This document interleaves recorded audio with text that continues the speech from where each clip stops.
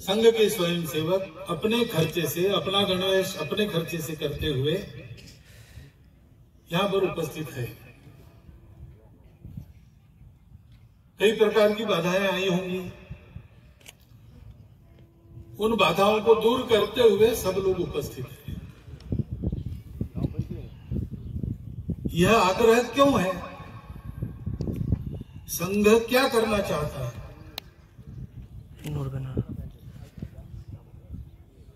तो एक वाक्य में इस प्रश्न का उत्तर देना हो तो संघ संपूर्ण हिंदू समाज का संगठन करना चाहता है।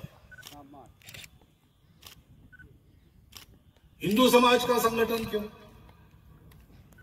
उत्तरदायी समाज हिंदू समाज है। अमृत वचन पहले पढ़ा गया, वो आपने सुना। भारतवर्ष एक भूगोल नहीं है केवल, भूगोल तो छोटा बड़ा होते रहता है, परंतु भारत तब कहा जाता है जब उसका एक स्वभाव होता है। भारत का एक स्वभाव है, उस स्वभाव के साथ हम नहीं रह सकते ऐसा जिनको लगा, उन्होंने अपना अलग देश बना लिया।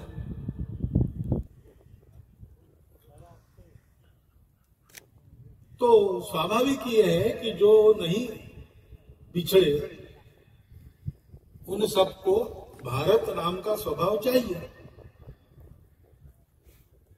और वो भारत नाम का स्वभाव आज का नहीं है।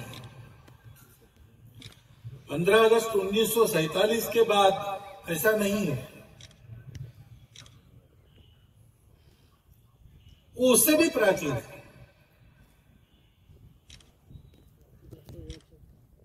बहुत प्राचीन है। जब दुनिया के इतिहास ने आंखें खोली तो उसने इस भूभाग पर, जिसको भूगोल में इंडो ईरानियन प्लेट कहते हैं, इस भूभाग पर रहने वाले सबका यही स्वभाव पाया। वो स्वभाव क्या है? विश्व की विविधता को स्वीकार करके हिंदू चलता है। सभी की अपनी अपनी विशिष्टताएं होती है। हिंदू जानता है कि ये विशिष्टताएं, जिस एक सत्य का आविष्कार है, वो सत्य एक ही है। सृष्टि के चराचर जगत में, जड़ चेतन सब में वही एक है जो नहीं बदलता, जो पहले भी था, आज भी है, कल भी रहेगा, वो शाश्वत है। बाकी सब बदलते रहते हैं। वो बदल भी उसी एक की अभिव्यक्ति होती है, और इसलिए हम आजकल कहते हैं विविधता में एकता। लेकिन हिंदू इसको जानता है, इसलिए जानता है कि वो ये समझता है कि ये एकता की ही विविधताएं हैं, विशिष्टताएं, एकता का श्रृंगार है। और इसलिए अपनी अपनी विशिष्टता पर श्रद्धा पूर्वक चलो, सबकी विशिष्टताओं का सम्मान करो। मनुष्य को व्यक्ति के नाते जीना है, लेकिन केवल व्यक्ति के नाते नहीं जीना है। व्यक्ति परिवार के लिए है, परिवार समाज के लिए है, समाज मानवता के लिए है। सारा जीवन सृष्टि जीवन में आता है, और इसलिए पर्यावरण की मित्रता भी उस स्वभाव में पहले से है। व्यक्ति बड़ा कि समाज बड़ा, ये विवाद यहां पर है नहीं। सबकी अपनी अपनी सत्ता है, अपनी सत्ता दूसरों की सत्ता को बड़ी करने के काम में आए। हम बड़े हों तो दूसरों को बड़ा करे, वही वास्तविक बड़प्पन है। हमारे यहां राजा महाराजाओं की कथा नहीं चलती, बहुत हो गए, कोई याद नहीं रखता।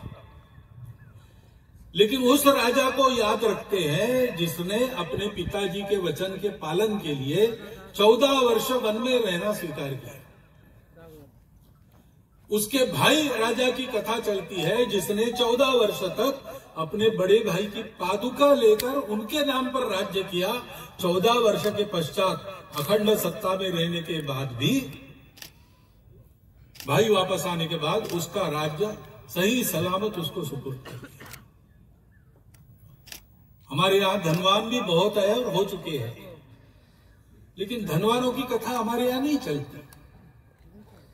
हमारे यहां उस धनवान की कथा चलती है जिसने अपनी गाढ़ी संपत्ति को राणा प्रताप को स्वतंत्रता के संघर्ष के लिए अर्पित कर दिया। कौन कितना कमाता है हमारे यहां उसका महत्व नहीं है। पूरे भारतवर्ष में एक ऐसे व्यक्ति का नाम चलता है जिसने एक पैसा नहीं कमाया, जो कहीं पर चुनकर नहीं आए, जिनकी माताजी की चिंता करने के लिए खेतड़ी के राजा मनी ऑर्डर भेजते थे, ये चिंता नहीं कर सकते थे, ऐसे अकिंचन थे।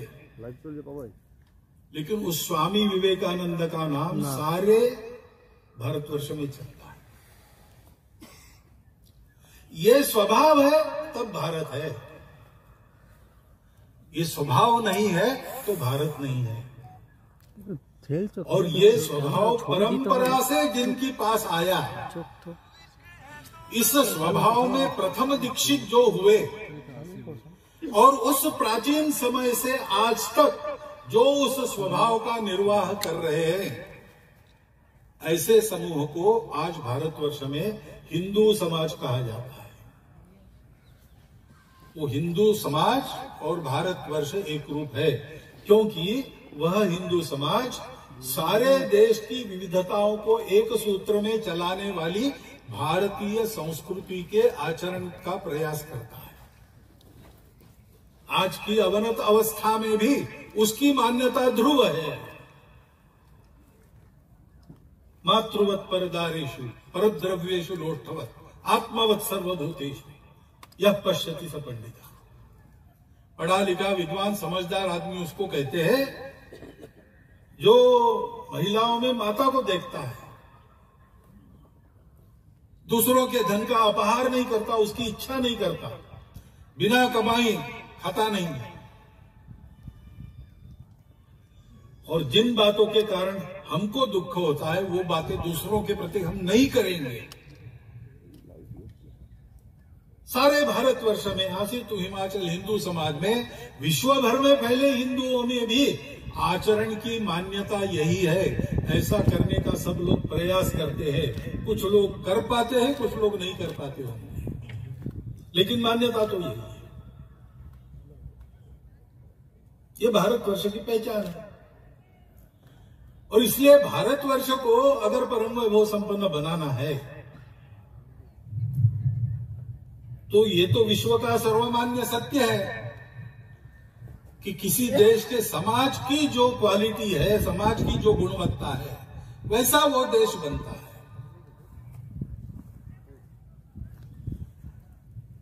शासक होते हैं, प्रशासक होते हैं, महापुरुष होते हैं, नेता होते हैं, ये सब होते हैं। वो अपना अपना काम करे भी तो सहायक हो सकते हैं। देश का भाग्य परिवर्तन करने के लिए तो समाज को तैयार होना पड़ता है।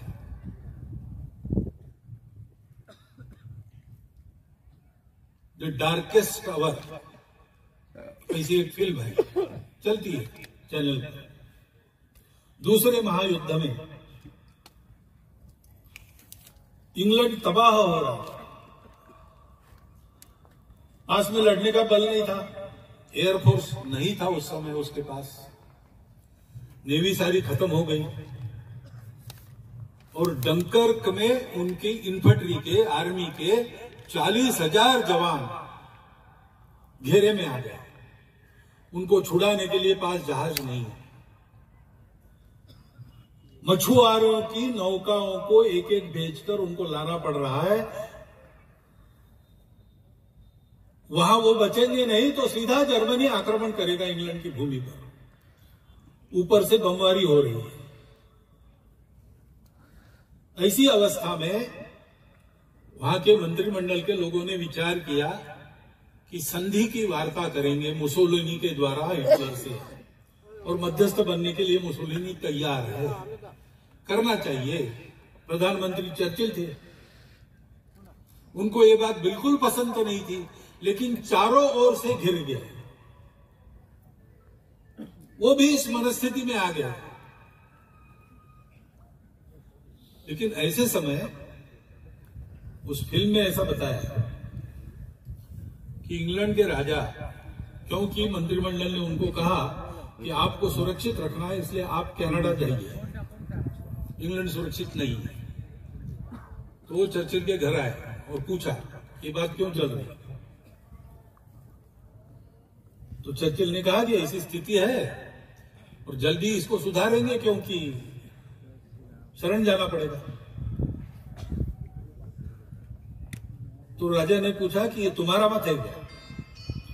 चर्चिल ने कहा मेरा तो मत नहीं है, लेकिन दूसरा इलाज नहीं है, सारा मंत्रिमंडल इसी मत का है, मैं अगर इसके बीच में आ गया तो मुझे बाजू करके वो निर्णय करेंगे।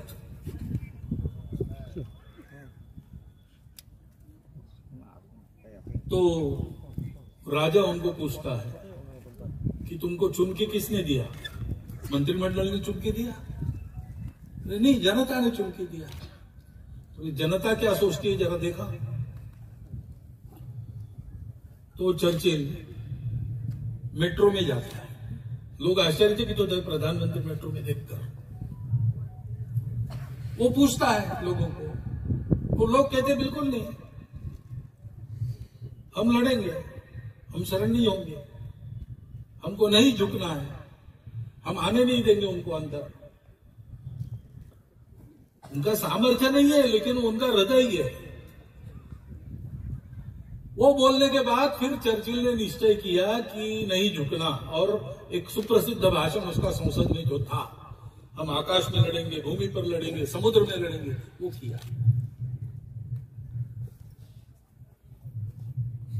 इंग्लैंड लड़ा किसके बल पर? सेना का बल तो था नहीं, नेता लोग मन हार चुके थे,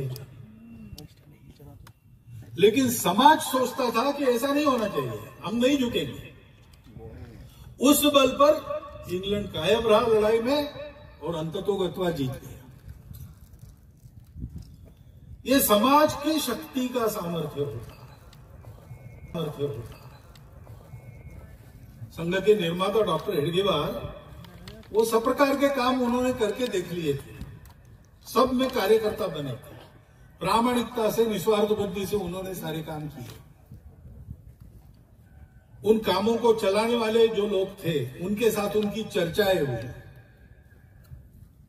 उनकी चर्चा सुभाष बाबू के साथ हुई, उनकी चर्चा गांधी जी के साथ हुई, लोकमान्य तिलक जी के साथ हुई, सावरकर जी, डॉक्टर अंबेडकर साहब, मदन मोहन मालवीय, सबसे उनके संपर्क आए थे। भगत सिंह, राजगुरु, इनके साथ भी आए थे। इनके साथ चर्चा और प्रत्यक्ष कार्य के अनुभव से उनके ध्यान में आया कि सब लोग ऐसा सोचते हैं कि जो विषय हमने हाथ में लिया है, किसी ने देश की स्वतंत्रता हाथ में ली है, किसी ने अस्पृश्यता को निकालने का बात हाथ में लिया है, किसी ने समाज के और सुधारों को सोचा, ये सब तो हम पूरे कर लेंगे, परंतु बार बार ये समस्याएं नहीं आएंगी, इसकी गारंटी क्या है? क्योंकि इतिहास को देखते हैं तो सिकंदर के समय से जो आक्रमण शुरू हुए, वो ब्रिटिश राज तक आक्रमण ही होते रहे सदा। मुट्ठी भर बर्बर लोग बाहर से आते हैं, हमसे गुणों में श्रेष्ठ नहीं है, संपत्ति नहीं है उनके पास, हमारा शौर्य पराक्रम उनसे कई गुना ज्यादा है, लेकिन देखते देखते वो हमको गुलाम बनाते हैं। बार बार ऐसा होता है, एक बार होने से हम सीखते कुछ नहीं, आपस में गद्दारी का काम वही वैसा ही चलता है। और इसलिए इस समाज की स्थिति को सुधारना आवश्यक है। वो नहीं करेंगे तो हमारे काम पूर्ण नहीं होंगे, फुलफिल नहीं होंगे, किसी को ये काम करना पड़ेगा।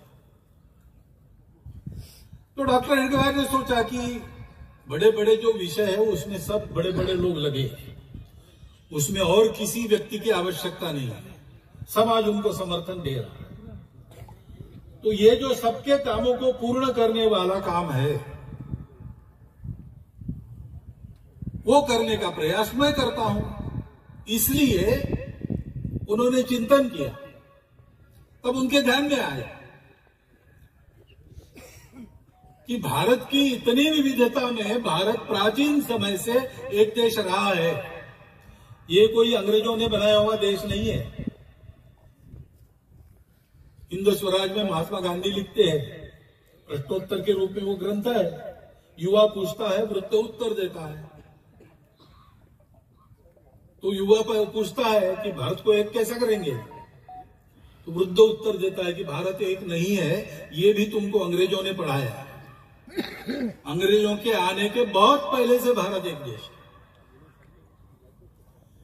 क्योंकि भाषा, प्रांत, जाति आदि आदि विविधताएं हमारे यहाँ बहुत पुरातन समय से है। परंतु ये सब होने के बाद भी संस्कृति सबकी एक चिरंतन, खून रगों में हिंदू है। हमको हिंदू उस संस्कृति के कारण कहा जाता है, वो हमारी पहचान है।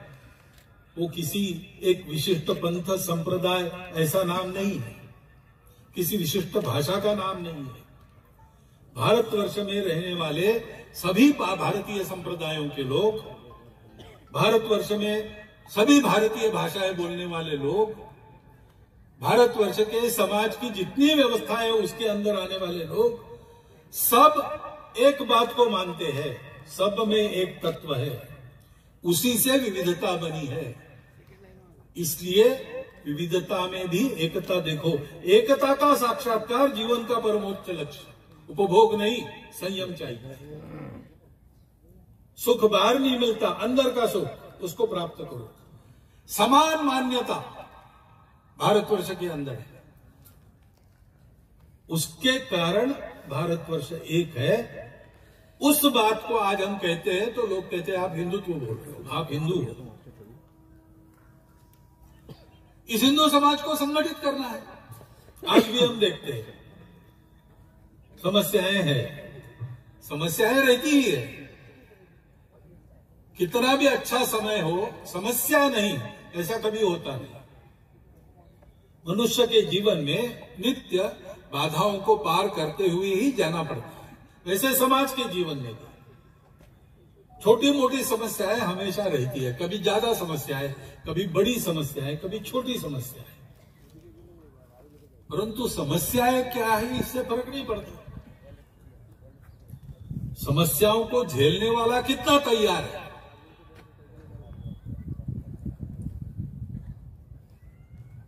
महाभारत के अनेक संस्करण है, अनेक वर्जन्स है। उसमें एक महाभारत में एक कथा है कि महाभारत युद्ध समाप्त होने के बाद नारायणी सेना का सेनापति सात्यकी, अर्जुन, ये बड़े दुखी हो गए। इतना बड़ा संहार, अपने लोगों को मारना पड़ा। तो मन को बहलाने के लिए उन्होंने शिकार में जाना तय किया। कृष्ण को कहा साथ में चलिए, तो तीनों गए। शिकार खेलते खेलते सायंकाल हो गई, रात्रि आने लगी। वही जंगल में से यात्रा करके वापस जाना, रात को नहीं करना, कैंप करना। इसलिए एक पेड़ के नीचे कुछ भोजन बना के खा लिया, वो सोने की तैयारी हुई। जंगल है इसलिए पहरा देना है। तो सात्यकी पहले रक्षण करेगा, उसके बाद अर्जुन की बारी, उसके बाद श्री कृष्ण की बारी। 3-3 घंटा करेगा। तो सात्यकी रक्षण करने लगा। तो इन दोनों जंगल में राक्षस होते थे।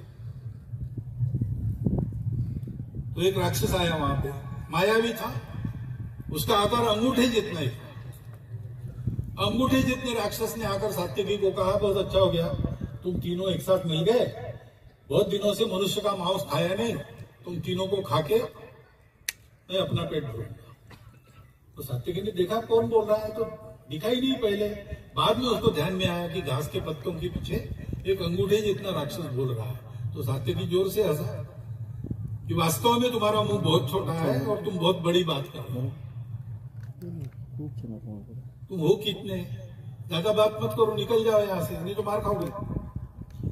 तो राक्षस कहा तुम मनुष्य हो इसलिए मुझे नहीं कर रहे हो, अभी तो कुछ हुआ ही नहीं और तुम मुझे धमकी दे रहे हो, कुछ हिम्मत है तो आ जाओ सामने, दो हाथ हो जाए। तो सात्यकी ने उसको एक लात मारी, लात तो लगी लेकिन राक्षस जोर से हंसा और थोड़ा सा बड़ा हो गया। सात्यकी एकदम बौखला गया कि ये क्या हो रहा है। उसने और मारना शुरू किया लेकिन राक्षस मार खाए और बड़ा होते जाए।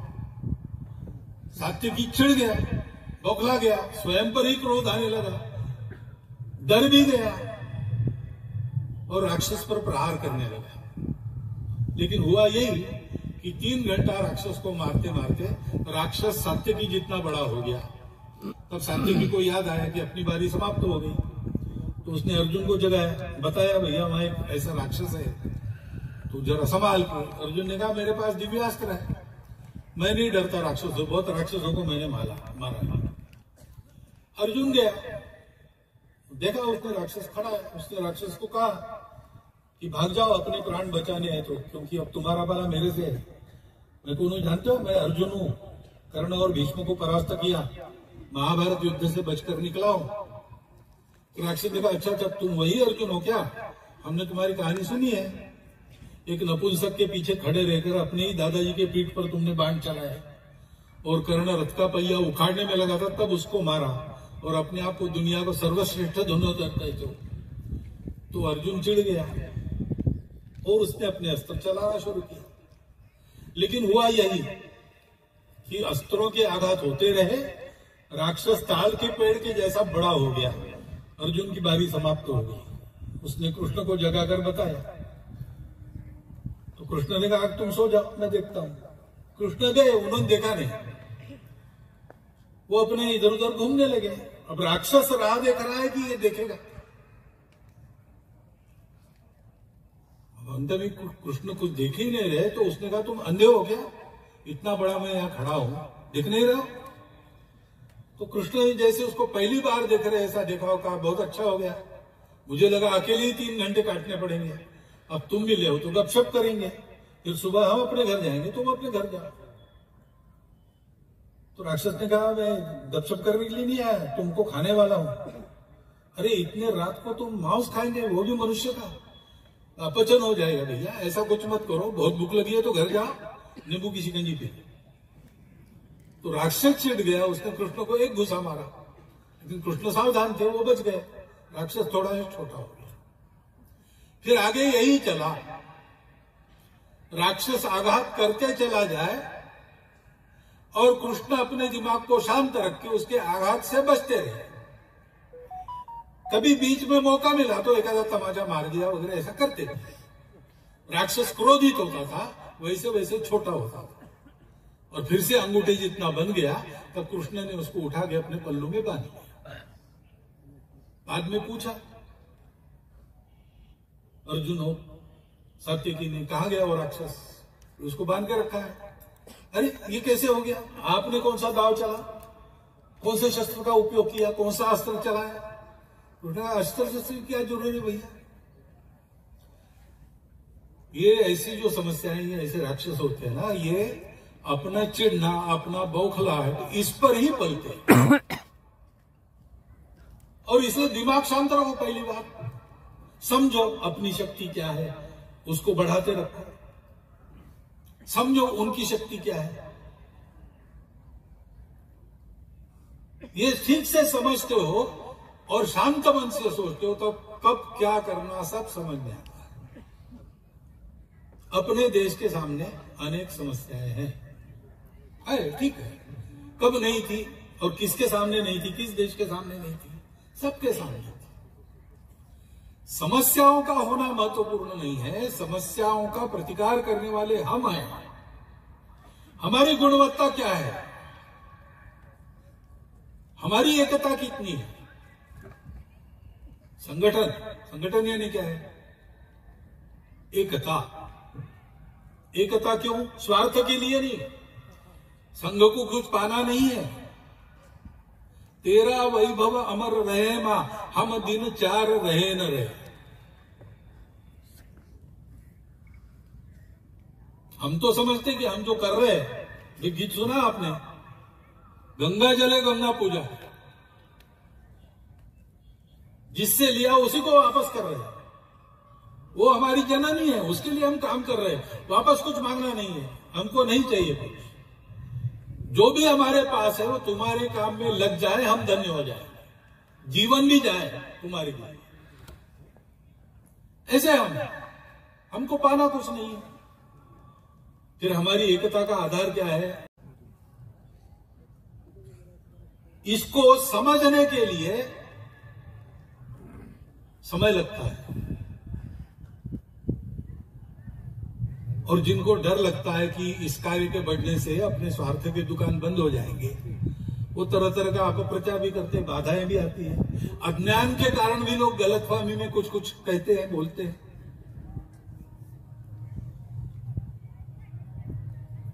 लेकिन मेरी प्रार्थना है कि इस संघ को समझने के लिए आप संघ के अंदर आइए। अंदर आने की फीस नहीं है, औपचारिक सदस्यता नहीं है, मन की मर्जी है तब आ सकते हैं, अगर मर्जी उखड़ गई तो आप बाहर जा सकते हैं। मन मर्जी से करने वाला काम है। अंदर से आइए, संघ को देखिए, और जो बातें मैंने आज कही या हम हमेशा कहते हैं, वो आपको संघ के अंदर मिली तो रहिए, संघ के स्वयंसेवक बन जाइए, प्रतिज्ञा लीजिए और काम कीजिए। नहीं है तो आपका मन करे उधर जाने के लिए आप स्वतंत्र हैं। ये तो प्रेम के आधार पर चलने वाला काम है, इसमें कोई जबरदस्ती होती नहीं, इसमें कोई स्वार्थ की लालच दिखाई जाती नहीं। उल्टा है, यहां मिलेगा कुछ नहीं, आपके पास है वो सब देना पड़ेगा। हमारे संघ में हमेशा सूची बनती है, लिस्ट। वो मराठी में उसको कहते हैं यादी, अनेक वचन होता है याद्या, यानी सूचियां। लेकिन मराठी में या यानी आइए और द्या यानी दीजिए, ये भी होता है। तो हमारे एक संघ चालक महोदय कहते थे कि संघ में या यानी आइए, द्या और दीजिए, इतना ही काम है, लेने का काम नहीं है। ऐसा ये संघ है।